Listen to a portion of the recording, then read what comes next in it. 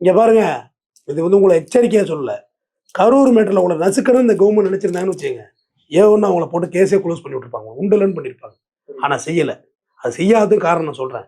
தற்கொலைகள் ஏதாவது நெருப்பு வச்சுக்கிட்டு செத்து போச்சுன்னு வைங்களேன், தேவையில்லாத மேலும் மேலும் கஷ்டம்.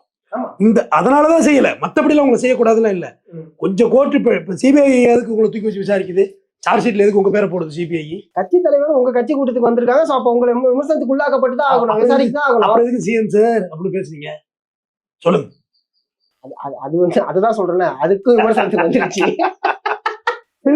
தொப்பி தொப்பி மறுபடியும் உள்ள தற்கூரியா அவங்க ஆக்குனதுக்கு யாரு காரணம்? தற்கூரியாவே இருந்தாங்க. அவங்களே கேள்வி கேட்கறாங்க. நாங்க தற்கூரின்னு சொல்றோம், இந்த கட்சி இப்பதான் வந்திருக்கு, எங்களை தற்கூரி ஆக்குனதுக்கு யாரு காரணம்? அவங்க தற்கூரியெல்லாம் ஆக்கல.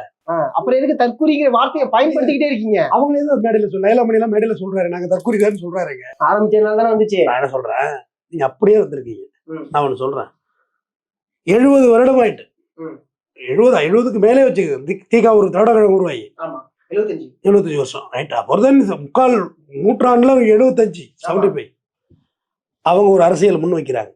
ஆக்சுவலா அதிமுகவே திமுகவோட இன்னொரு பிராண்டு தான். அவரே எம்எல்ஏ இருந்தவர் தான் எம்ஜி ஐயாவே. நீ சசிகலாம் அரசியல், டிடிவி தினகரன் அரசியல், அன்புமணி ஐயா அரசியல், ராமதாஸ் ஐயா அரசியல், தொல் திருமாவளவன் அரசியல், உற்று பாருங்க.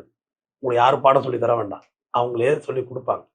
ஏழை மக்கள்கிட்ட போய் அணுகுங்க, சாமானியனை சந்திங்க, அவங்க உங்களுக்கு அரசியல் சொல்லி கொடுப்பாங்க. அவங்கள்ட்ட தான் அரசியலே இருக்கு. பணக்காரன் யாரும் ஓட்டு போட மாட்டான். சொல்லித்தர தவறிட்டோங்கிறாங்களே.